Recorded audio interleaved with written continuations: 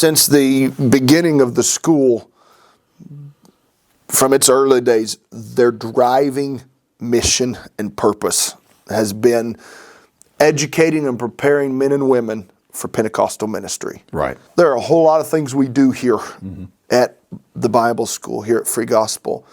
A whole lot of things we do that go into that educating and preparing. Right. There are some things that are very much, if you want to talk on the spiritual side of things, I think of things like one of the unique things here at Free Gospel Bible Institute, morning and evening, we have a collective time of prayer. Right. Yeah. You know, they've got their own prayer rooms too. You know, the men in the guys' dorm, they've got a prayer room. The ladies have a prayer room, so they've got their own prayer rooms where they can go and have personal times of prayer. Sure. I know when I was here as a student, and even as a faculty member, there were times I would go out, depending on the weather, go out in the woods and get alone and pray. You know, so there are places on campus where they can have that. But we also have our times of collective prayer. Right. But that mission and purpose, educating and preparing men and women for Pentecostal ministry, there's also the educating part. Yes. And that brings in a whole nother aspect where it's not just, and I hesitate putting it this way because it's going to make it sound like education, spiritual, but they are unique aspects. But it's not just the spiritual exercises and dimension, things like prayer and that, even though that's important, that's huge. Yes. And in our classes, we want those times when the Lord can just come down in the classroom and minister. And so we want those times. But there's also, with the educating aspect, there's also a focus on academic excellence. Yes. The academics rise to an important place in part of the mission and the purpose of the school. And I think that's proper and fitting.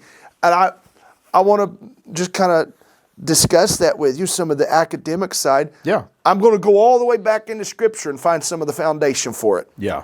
And an importance for it. My first place, because it always is to go, I think if you're looking foundationally for anything, the gospel, Christ as the heart of the gospel, it's like that's where I start anything on when we talk foundations. And I guess in his life, I would see a focus on, not just a focus, but an ability, we might even say.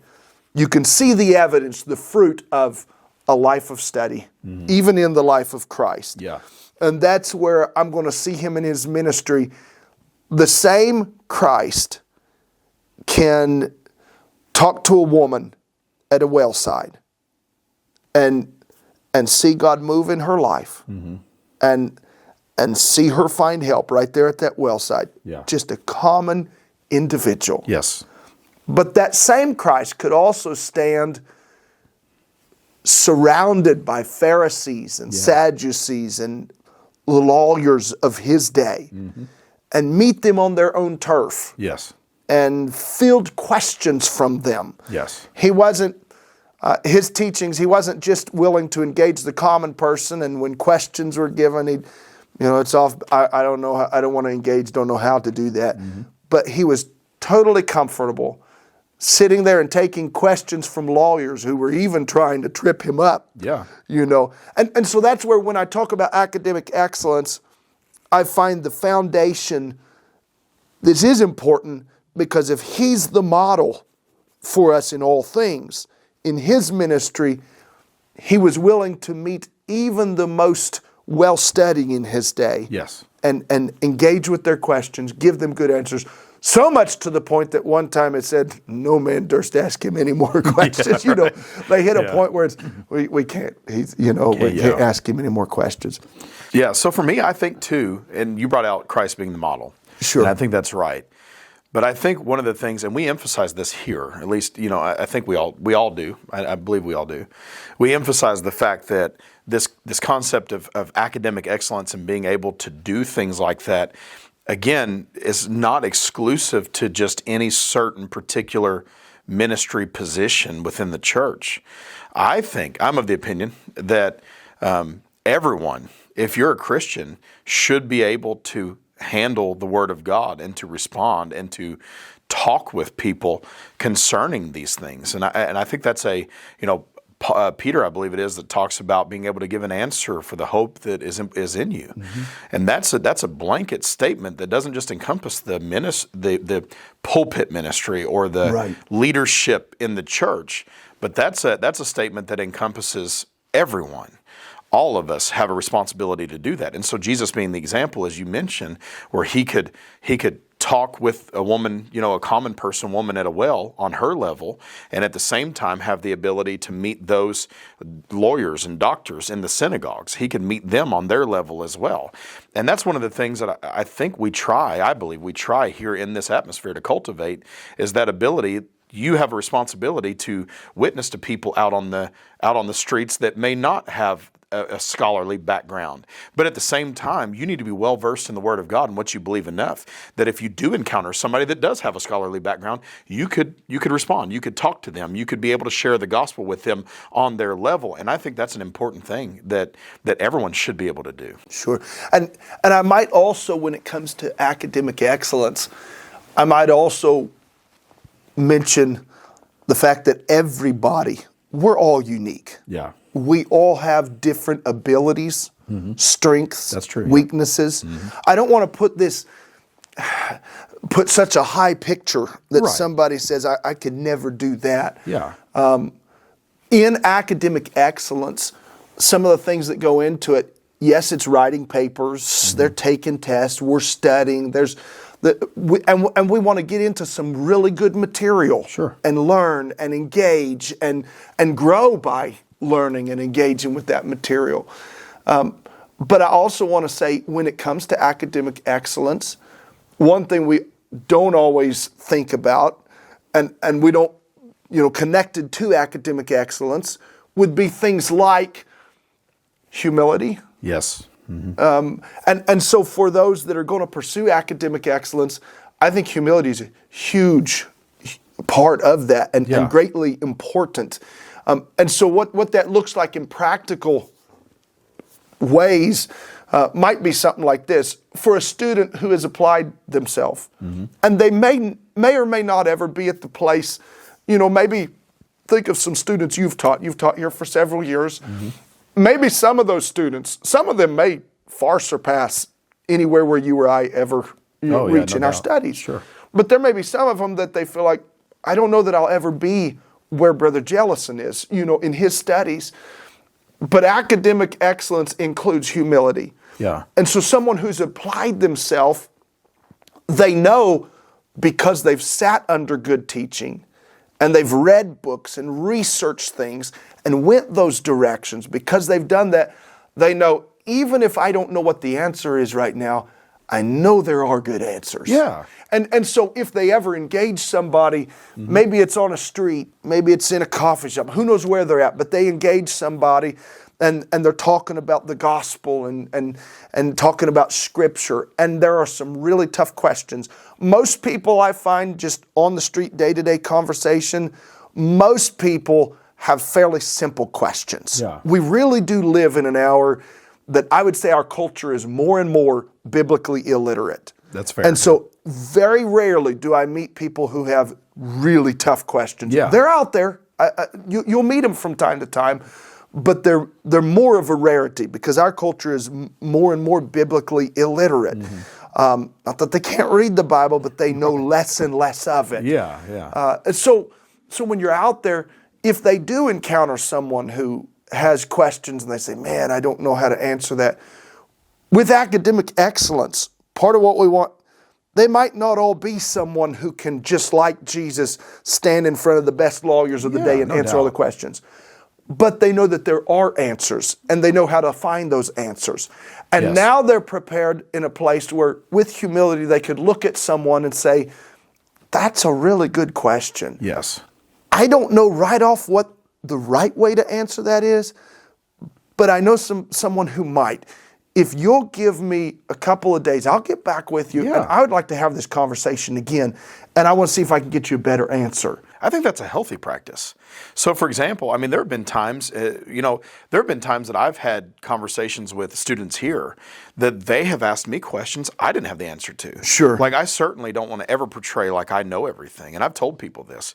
And I tell the students, I start my classes off. This is usually when I start my classes off, and I'm like, let's just go ahead and get this out of the way. I don't know everything, and I'm not afraid to tell you I don't know. I think what you were talking about with humility, I think sometimes because we can, human nature is to be proud, and you want to be the hero. So you have that desire to make something up just so you can be the hero. And it's like, oh, that sounded really intelligent. Well, it might have, but it was garbage. You know what I mean? So you want to be careful. And so I tell the students all the time, I tell them, if I don't know the answer, I'm not going to make something up. I'll tell you I don't know, but I'll go find you the answer. And there have been times that I've left classes and I've called you sometimes, I've called other people, and I'm like, hey, I think this is what I want to answer this question like, but tell me if I'm off here. Like, give me some feedback, push back on it. And I want to do that because I don't want to go back into the classroom with a half-baked answer. Sure. I want to be able to tell them, I think this is the most scripturally consistent way. And I think the same is true. And I'm with you. I don't want to portray it like we have to reach this place of excellence where, we just are experts on everything and we can never have an encounter where we don't know the answer to something. Right. That's certainly going to be the case. The difference is, and I'll share a story in just a minute, but the difference is, you need to be, number one, well-versed in how to find the answer. And that's what we're trying to cultivate here, is an environment where we give you the tools necessary when you leave this place. We're given a foundation here. But when you leave this place, I want you to be able to know where to go and how to come to the right answers. I want to teach you how to look at this passage and to properly extract from it what the passage says, not just what you think it says, and give you the tools to be able to do that. When I was younger, there was a question I was wrestling with, and I remember going to somebody that I highly respected, and I asked them this question. And they obviously didn't have the answer, but they didn't want to admit that. And so their response to me was, you just shouldn't question God. And I was like, I just remember feeling, just kind of dejected. I was like, I wasn't trying to question God. I was wanted to know why. Like, this just didn't make sense to me. And that really bothered me. I did find the answer eventually, but that really bothered me. I would have much rather have heard, I don't know the answer to that question, but I'm going to find you the answer than that.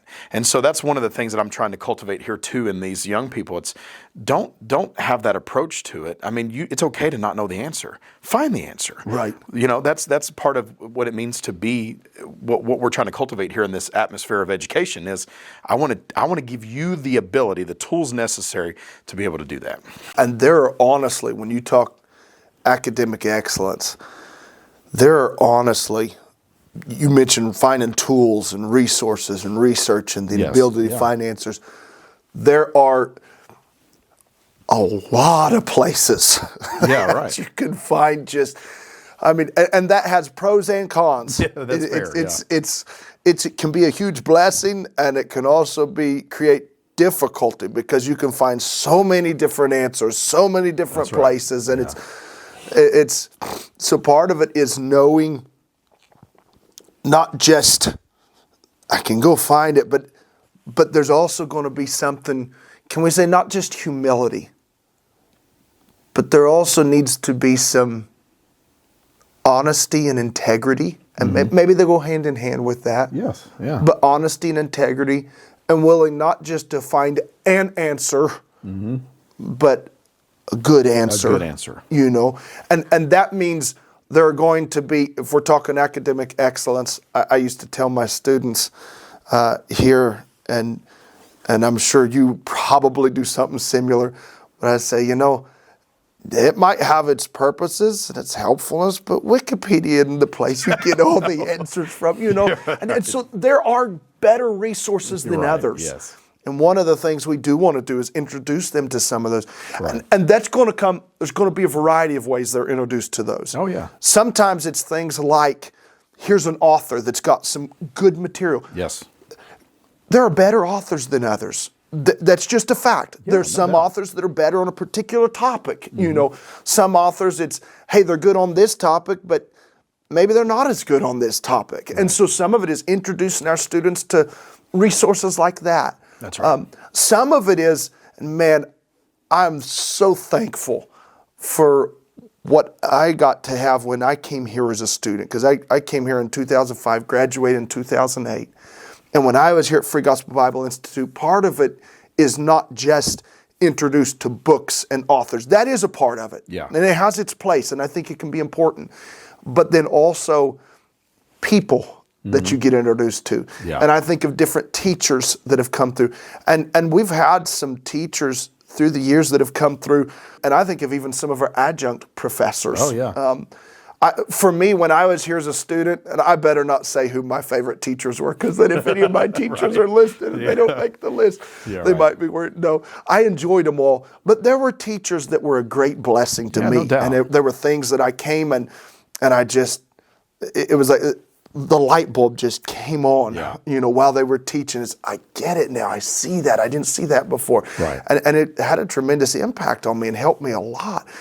I think of men like, it's been several years since he's been here, but Brother Dulles Messer used to teach here. I think you had him for a class. I did, for Pauline Epistles, yeah. I never had him for a class. Yeah. I regret that. Yeah, I came a little bit after you did, so I got lucky on that. But he would still come up. I got to meet him, and so having that resource, those professors even in the class, teachers, instructors in the class that are not just the resources they give you, but they even become a resource. Somebody who's already gone ahead, done their studies here and abroad, and come back to the classroom and can help the student not just say, hey, there's a whole ocean of resources out there, but can help the student navigate those resources. Yeah. And it's like, there's a lot of water in the ocean. Yeah. And you can get from one country to another by ship, but you better know how to navigate that water. You can't just go everywhere. And the same is true of studies. There's a lot of material out there,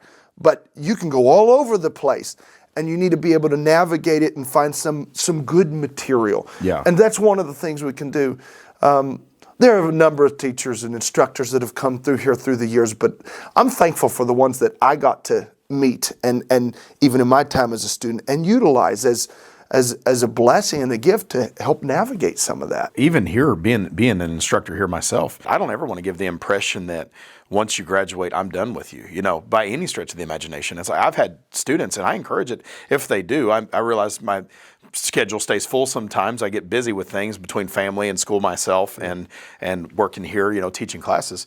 But I want to make myself a resource available as well. Again, not that I have all the answers, but if there's a graduate, one of my students graduates and they want to shoot me a text and say, hey, I was thinking about this. What do you think about this issue? I do my best to get back to them. Or if they want to send me an email and say, hey, I was studying this. What do you think about this? I want to do my best to get back to them. So not only do we want to pour in here and what we do here in educating them, but I want to keep that relationship, that doorway open, even when they leave here, to where if they need me, if they want to know my opinion on something, or if they want my help in any way, I want to make myself available. And that's kind of what you were talking about. Make myself available where they can reach back to me and say, hey, I was thinking about this. What do you think? Right. And I think that's important as well. It becomes important. This academic excellence becomes important not just in their time here, right? But it goes, like you're saying, when they walk out the doors, they graduate, they leave.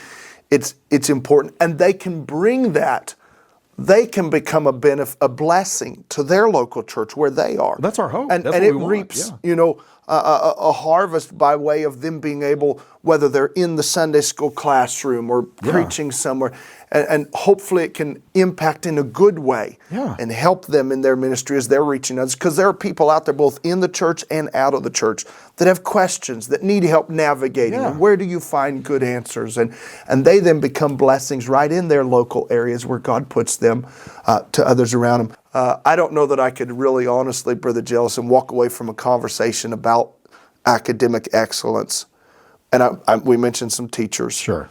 I don't know that I could honestly walk away from it without at least mentioning one that I had the great privilege of meeting, you and I both, and others here on these grounds.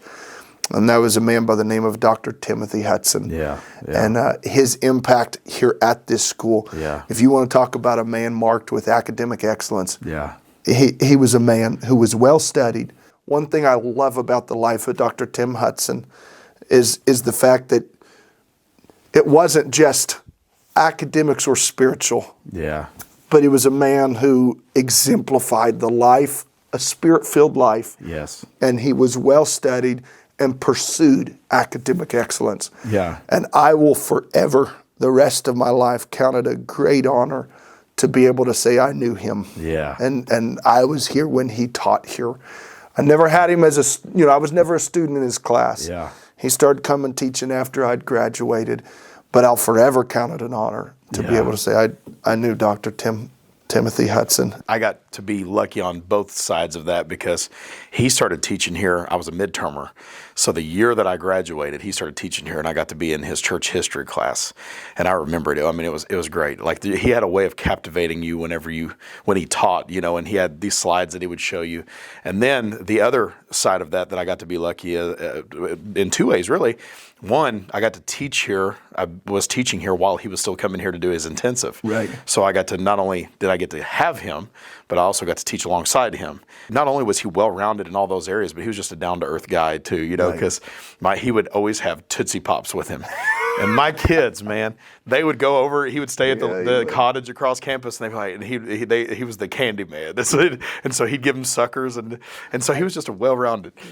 I think my kids, my older kids, Yeah. my younger kids, Malachi and Matthew vaguely remember, but they were younger when we had moved to Illinois. Yeah. But Mike and Mariah, when they were younger, and he would come, they always knew him as the sucker guy. Sucker guy. He'd always have suckers, and he would go find them, and he would always tell my kids they'd come in with handfuls of suckers, that he'd given them, and they're like, he told us that even old people need suckers.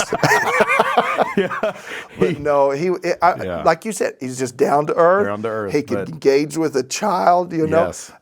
But he was well studied, Yes. and he could engage with the best of them. Yeah. And he was spiritual and concerned with the voice of God and anointed when he preached. And Yes. I'll count it a great honor always.